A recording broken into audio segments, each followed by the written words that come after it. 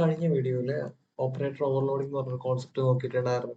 അതിന് വേണ്ടിയിട്ട് നമ്മൾ ആഡ് അല്ലെങ്കിൽ വൾ ഇങ്ങനെയുള്ള ഒരു മാജിക്കൽ മെത്തേഡ്സ് ഒക്കെ എടുത്ത് യൂസ് ചെയ്ത് നോക്കി. അതേപോലെ ഓപ്പറേറ്ററിന്റെ മീനിങ് നമ്മൾ ചേഞ്ച് ചെയ്ത് നോക്കി. അപ്പോൾ ഇത് നമ്മൾ അടുത്തത് നോക്കാൻ പോകുന്ന പോളിമോർഫിസത്തിലെ വേറെ കോൺസെപ്റ്റ് ആണ് മെത്തേഡ് ഓവർലോഡിംഗ് എന്ന് പറയും. ഓക്കെ, മെത്തേഡ് ഓവർലോഡിംഗ് എന്ന് പറഞ്ഞു കഴിഞ്ഞാൽ നമ്മൾ ബാക്കിയുള്ള ലാംഗ്വേജസിലെല്ലാം അല്ലെങ്കിൽ കോമൺ ആയിട്ടുള്ള ഒരു കോൺസെപ്റ്റ് പറയാം. സെയിം ഫംഗ്ഷൻ നെയിമിൽ നമ്മൾ ഒന്നിൽ കൂടുതൽ ഫംഗ്ഷൻ ഉണ്ടാക്കും. അതിന്റെ പാരാമീറ്റേഴ്സ് അല്ലെങ്കിൽ ആർഗ്യുമെന്റ്സിന് മാത്രമായിരിക്കും ഡിഫറൻസ് ഉണ്ടാവുക. ഇത്തരത്തിലുള്ള ഫംഗ്ഷൻസിനാണ് ഈ ഒരു പ്രോസസ്സിനാണ് നമ്മൾ മെത്തേഡ് ഓവർലോഡിംഗ് എന്ന് പറയുന്നത്.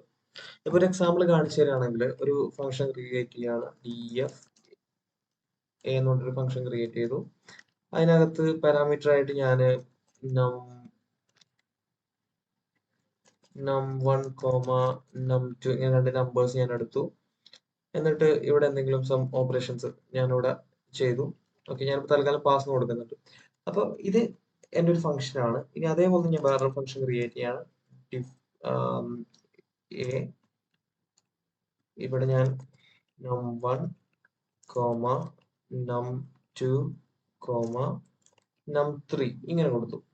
അപ്പോൾ ഇത് രണ്ട് ഫംഗ്ഷൻസ് ആണ്. രണ്ട് ഫംഗ്ഷൻസിന് എന്താണ് സെയിം ഫംഗ്ഷന്റെ പേര് സെയിം ആണ്, പക്ഷെ പാരാമീറ്ററുകൾ ഡിഫറെന്റ് ആണ്. ഇതൊരു ക്ലാസ്സിനകത്ത് വരുമ്പോൾ ഒരു കോൺസെപ്റ്റ് ആണ് ഞാൻ പറയുന്നത്. ഇപ്പോ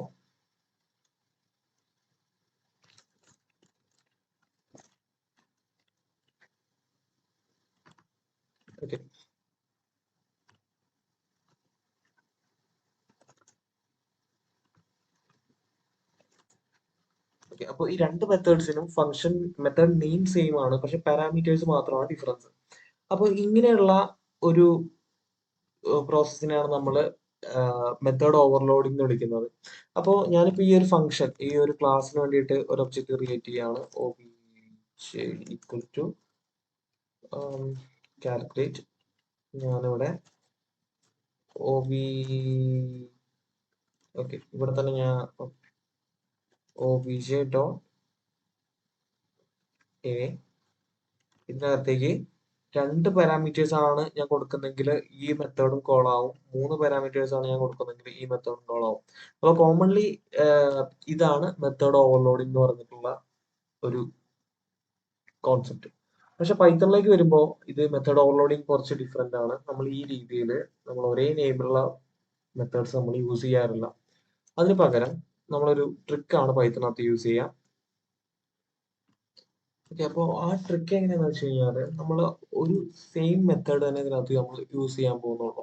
ഇപ്പം ഞാൻ എ എന്ന് പറഞ്ഞിട്ട് ഒരു മെത്തേഡ് യൂസ് ചെയ്യുന്നുണ്ട്. അതിനകത്തേക്ക് വരുന്ന നമ്പേഴ്സ് ഇപ്പോൾ ഒരു 1, 2, 3 നമ്പേഴ്സ് അതിനകത്തേക്ക് വരാം. അതിനെ റിട്ടേൺ സം ആ 3 നമ്പേഴ്സിന്റെയും ആഡ് ചെയ്ത് സമ്മ് റിട്ടേൺ ചെയ്യുന്ന ഒരു ഫംഗ്ഷനാണ് ഇവിടെ എഴുതുന്നത്.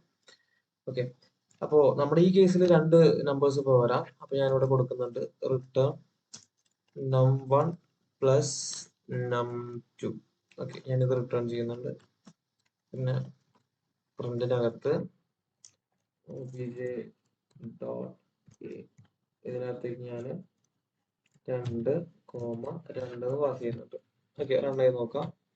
ഓക്കെ, എനിക്കിവിടെ നമുക്ക് ഇവിടെ രണ്ട് നമ്പേഴ്സ് കൂടെ ആഡ് ചെയ്തിട്ട് നമുക്ക് ഇവിടെ ഒരു ഔട്ട്പുട്ട് കിട്ടിയിട്ടുണ്ട്. ഇനി ഞാനൊരു 2 കൂടെ ആഡ് ചെയ്യുകയാണെങ്കിൽ എന്താവും? ഓക്കെ, ഇവിടെ നമുക്കിപ്പോൾ എറർ കിട്ടി.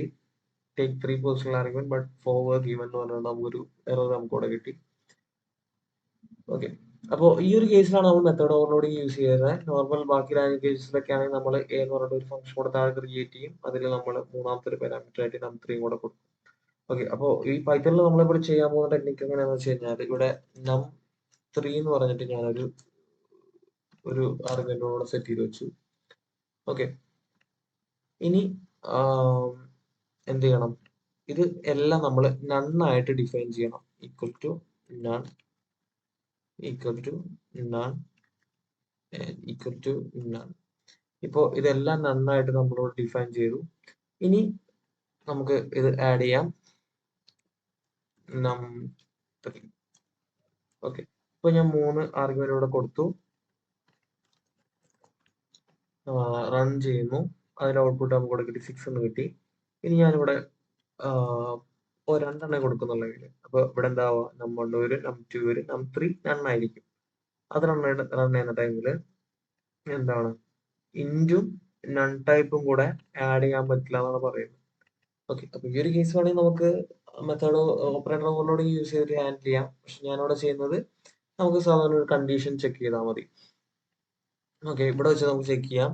If num1 and num2 and num3 മൂന്നും ഉണ്ടെങ്കിൽ എന്ത് ചെയ്യണം?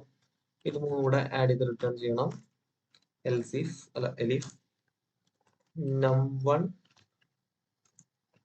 and num2 ഇത് രണ്ടും ഉണ്ടെങ്കിൽ, ഇത് രണ്ടും നണ്ണല്ല, ഇത് രണ്ടും ട്രൂ ആണ്, അതായത് വാല്യൂ ഉണ്ടെന്നുണ്ടെങ്കിൽ അതാണ് ഈ ഇഫ് നമ്പർ എന്ന് പറഞ്ഞു കഴിഞ്ഞാൽ നമ്പറിനകത്ത് വാല്യൂ ഉണ്ടെങ്കിൽ എന്നാണ് പറയുന്നത്. ഓക്കെ, ഇത് num1 പ്ലസ് num2 ഇത് രണ്ടും കൂടെ ആഡ് ചെയ്യുന്നു, റിട്ടേൺ. ഇനി ഒന്നുകിൽ എൽസ് കൊടുക്കാം, അല്ലെങ്കിൽ നമുക്കൊരു എലിഫ് തന്നെ കൊടുക്കാം. എലിഫ് num3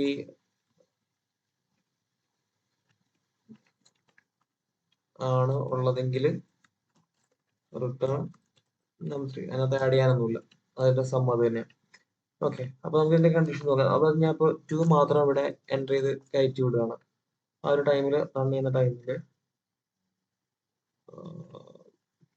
എന്താണ് നമുക്ക് രണ്ടാണ് ഇപ്പൊ റിട്ടേൺ കിട്ടിയത്. ഓക്കെ, അപ്പൊ നോക്കാം. ആദ്യം 3 നമ്പേഴ്സ് നമുക്ക് കൊടുത്തു നോക്കാം. 2, 2, 2. റൺ ചെയ്യുന്ന ടൈമിൽ എനിക്ക് അതിന്റെ ഔട്ട്പുട്ട് ആയിട്ട് 6 കിട്ടി. അതായത് ഈ ഒരു കണ്ടീഷൻ സാറ്റിസ്ഫൈഡ് ആയി. ഈ മൂന്നും കൂടെ ആഡ് ചെയ്തിട്ട് റിട്ടേൺ ചെയ്തു, 6 റിട്ടേൺ ചെയ്തു. ഞാൻ അതിൽ ഒരു നമ്പർ കുറയ്ക്കുകയാണെങ്കിൽ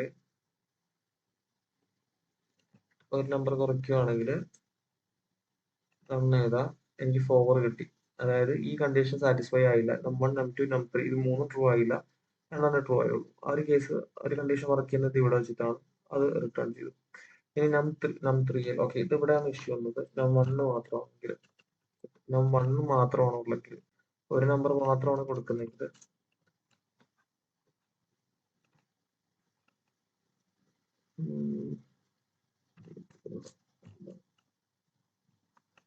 ഒരു നമ്പർ മാത്രമാണ് കൊടുക്കുന്നെങ്കിൽ ആ കൊടുത്ത നമ്പർ മാത്രം ആയിരിക്കും എനിക്ക് റിട്ടേൺ തരുന്നത്. അപ്പൊ ഇങ്ങനെയാണ് നമ്മൾ പൈത്തണിനകത്ത് മെത്തേഡ് ഓവർലോഡിങ് ഹാൻഡിൽ ചെയ്യുന്നത്.